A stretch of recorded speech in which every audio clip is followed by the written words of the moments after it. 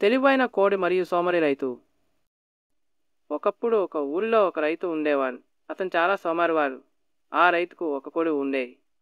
ఆ కోడి ప్రతిరోజు ఒకటి చొప్పున గుడ్డు పెట్టేది. కానీ రైతు ఎప్పుడు కోడి గూడు శుభ్రం చేయడు, గింజలు, నీరు కూడా సరిగా పెట్టడు. కోడి క్రమంగా అలసిపోయింది, బలహీనమైంది. ఒకరోజు కోడి గుడ్డు పెట్టడం ఆపేసింది. రైతు కోపంతో అరిచాడు, ఏమైంది నీకు? గుడ్డు పెట్టడం ఎందుకు మానేశావు? అప్పుడు కోడి చాతుర్యంగా చెప్పింది, నాకోసం మీకేం పట్టదు. నేను ఆకలితో అలసటతో ఉన్నాను. అందుకే నేను గుడ్లు పెట్టలేకపోతున్నాను. అప్పుడు రైతుకి తన తప్పు అర్థమైంది. తాను చాలా ఆలసిగా ఉన్నాడని, కోడిని పట్టించుకోలేదని గ్రహించాడు. ఆ రోజు నుంచి రైతు గూడు శుభ్రం చేశాడు. కోడికి మంచి ఆహారం, నీరు ఇచ్చాడు. కోడి మళ్ళీ ఆనందంగా మారింది. ప్రతిరోజు మళ్ళీ గుడ్లు పెట్టడం మొదలుపెట్టింది.